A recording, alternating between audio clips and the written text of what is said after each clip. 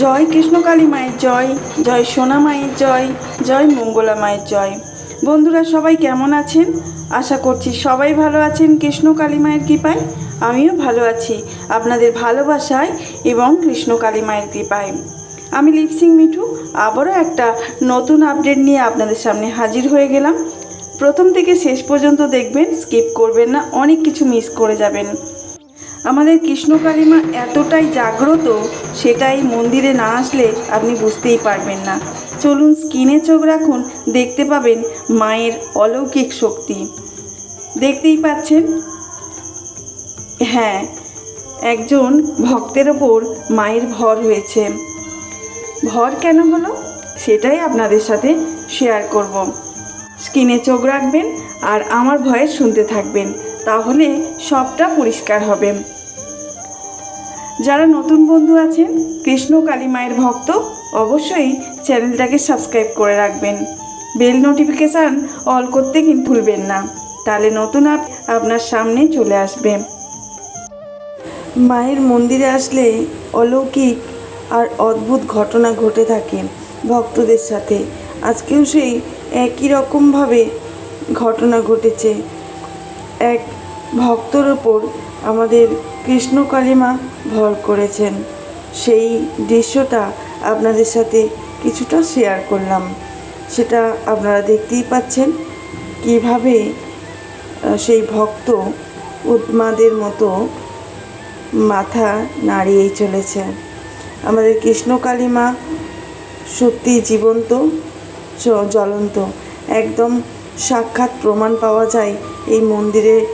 যখনই যাবেন আপনি পেয়ে যাবেন প্রমাণ যে আমাদের মা আছেন কি না। তবে আমাদের মঙ্গলা মা ভর বিশ্বাস করেন না। আমার গলাটা আজকে একটু খারাপ আছে, গলাটা ধরে গেছে, তাই ভালোভাবে কথা বলতে পারছিস না, ভয়েসটা দিতে একটু অসুবিধে হচ্ছে। একটু মানিয়ে গুছিয়ে নেবেন, ক্ষমা মার্জনীয়। কারণ ভয়েসটা যে দিচ্ছি আমি বুঝতেই পারছি আমার ভয়েসটা একটু খারাপ হয়ে গেছে। তো চলুন, যেটা বলছিলাম, আমাদের মঙ্গলা মা ভর বিশ্বাস করে না। সত্যি কথা বলতে আমিও ভরটাকে সেভাবে নিতে পারি না, কারণ মা যে এভাবে কিভাবে হয় আমি ঠিক বলতে পারছি না।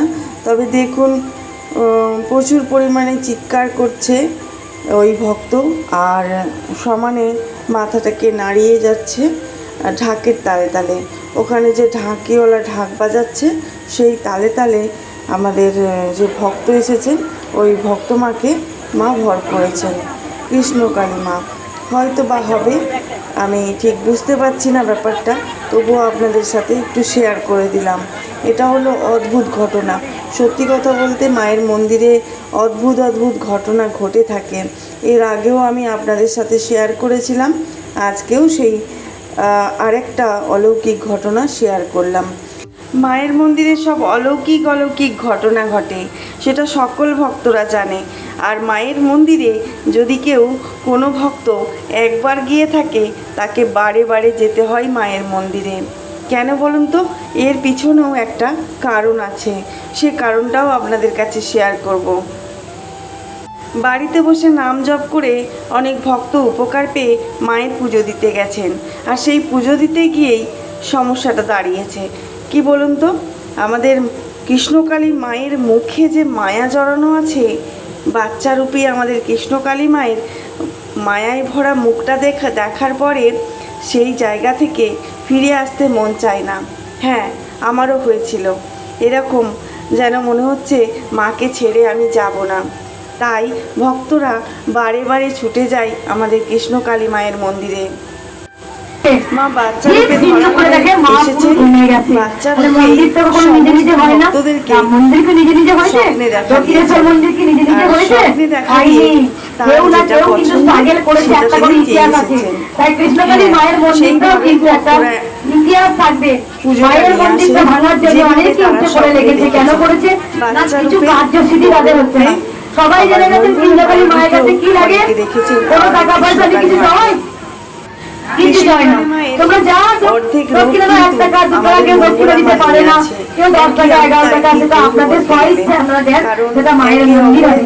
আবার অনেক আছে শনিবার তো বহু ভক্ত দক্ষিণা দিতে পারেনি, মুখে ভুলে গেছে, কিছু কিছু কথা কিছু দেখতে ঘুরে এসে দিচ্ছে, বলো মা দক্ষিণা দিতে ভুলে গেছে, তাহলে আমি দক্ষিণা দিকে পাঠাই না, আমি কিছু চাই ভিডিওটি পৌঁছেছে যে কিন্তু একটা কথা বলি দেখো, ভক্তের যেমন কাছে আমরা মঠে যাই তো দক্ষিণেশ্বর মঠে যাবে, এই যে এত চিৎকার আমরা করতে পারবো, অবশ্যই করতে পারি আমরা কেন করি, যেন চিৎকার দেখো এখন হচ্ছে দেখো কেউ চুপ করে দেখো, মায়ের কি বলছে মঙ্গলা মা, বেশি বেশি করে শেয়ার করার চেষ্টা করবে। আমাদের কৃষ্ণকালী মায়ের মুখটা দেখছেন তো, কতটা মায়ায় ভরা, জ্বলন্ত, একদম জীবন্ত মা কৃষ্ণকালী মা। সত্যি এর প্রমাণ সব সময় পেয়ে গেছে ভক্তরা হাতে নাতে। মায়ের কাছে উপকার পেয়ে, কৃপা পেয়ে ভক্তরা অনেক সুস্থ হয়েছে, অনেক ভালো হয়েছে। সব ভিডিওতেই আমি একটাই কথা বলে থাকি, সেটা হলো নাম জপের কথা। যে কোনো ভক্ত যার কাছেই আমার এই ভিডিওটি গেছে সেই উপকৃত হয়েছে। আপনার কাছেও যদি এই ভিডিওটি গিয়ে থাকে তাহলে আপনিও উপকৃত হবেন। কৃষ্ণকালী মায়ের নাম জপ করুন, সব সময় নাম জপ করুন। জয় কৃষ্ণকালী মায়ের জয়। এই নাম জপে একদম পাপীরা বিনাশ, পাপীরা উদ্ধার পাবে, আর যারা কানা খোঁড়া বোবা অন্ধ তাদের সব জ্বালা সব ব্যাধি জুড়িয়ে যাবে, উপকৃত হবেন। চলুন জেনে নেওয়া যাক মা কিভাবে আমাদের কৃষ্ণকালী মাকে সেবা করে থাকেন, মানে পুজো করে থাকেন। সেই ব্যাপারে অনেকেই অজ্ঞাত মায়ের পুজো সম্বন্ধে। মা কিভাবে পুজো করেন, কোনভাবে পুজো করেন, সেটা আপনাদের সাথে শেয়ার করলাম। আমার মতো থাকতে ভালোবেসেছি সারা জীবন, এখনো বাচ্চাপনা করা, এই খাবো। তোমরা কিছু কিছু কথা শোনো, ভগবানের প্রতি আরো ভালোবাসা বাড়বে। দেখো আমি যখন ব্রাহ্মণকে পুজো করতাম তখন আমার খুব অবস্থা খারাপ হয়ে গেছিল। অবস্থা খারাপ বলতে বলে দিই আমি, আমার স্বামী ফুচকা স্টল ছিল, আর হচ্ছে গিয়ে নিউজ পেপারে ব্যবসা ছিল। এখন দেখলে বড় একজন পুলিশ অফিসার এলো, বললো ওর মতো ছেলে হয় না।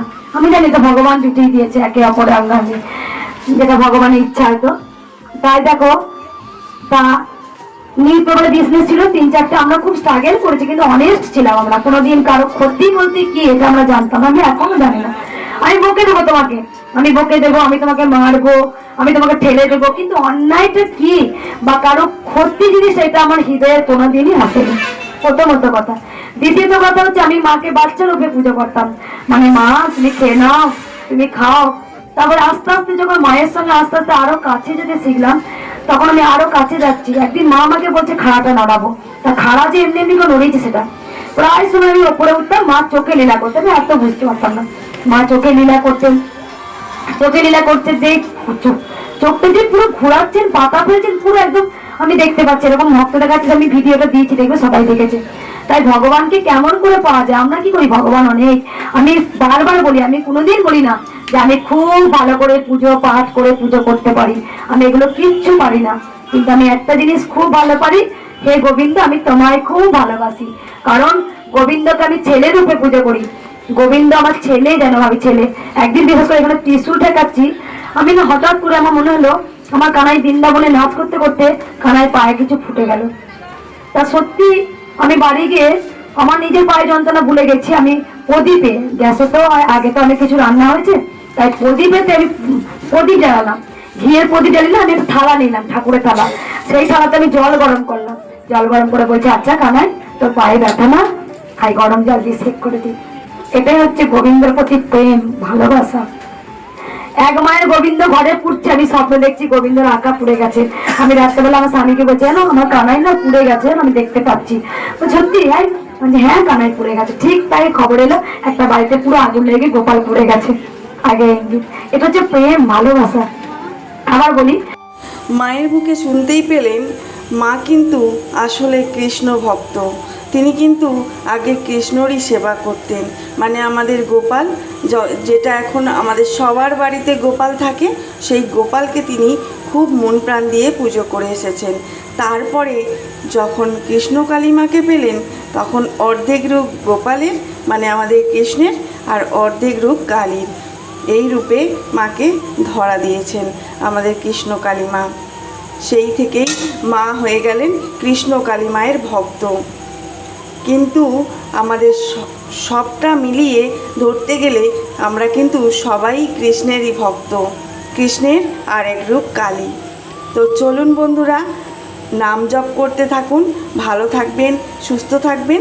আজ এইটুকু আপডেট, আবার দেখা হচ্ছে পরের আপডেটে।